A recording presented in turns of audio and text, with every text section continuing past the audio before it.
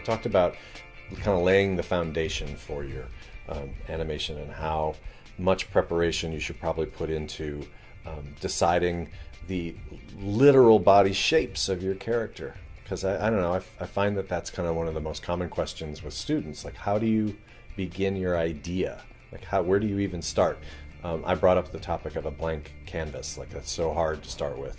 I have a method of, using the analysis of the dialogue to determine literally the shape of the body poses as they change throughout the scene, and that, of course, driven by what they're feeling, and does that body language connect with your audience. And that's kind of the essence of blocking and discovering attitudes for me, so that I don't start just winging it.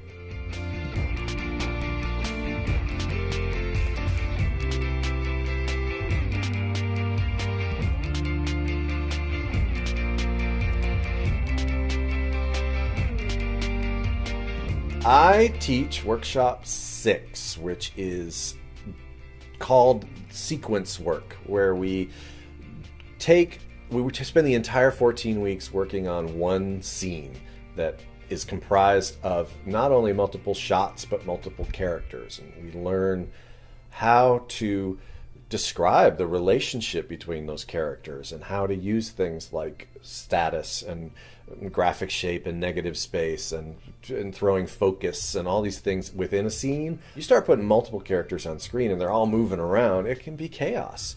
And I learned from being in stage performances that you have to know when to stop and allow focus to be given to another character. You have to, as an ensemble, know how to create an actual posed graphic in conjunction with the lighting of the scene and the set pieces to make the audience look in a particular spot on stage.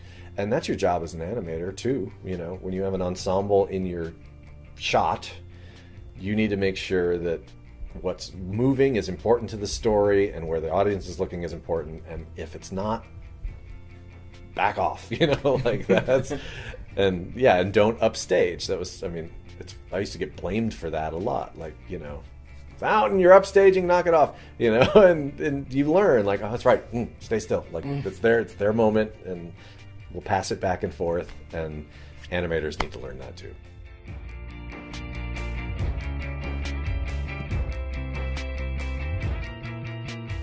I chose animation because it involves everything I love to do. It's musical, it's theatrical, it's visual art, it's movement, it's people watching. I literally recall the day that I had the epiphany on a hike in the woods, that I just went, oh my God, that's exactly why I'm doing this. And so that's why. But I think now that I love like staying in it, because you get to stay in a moment for like ever. You can obsess on a tiny little moment, and it's really important, and I think that's a rare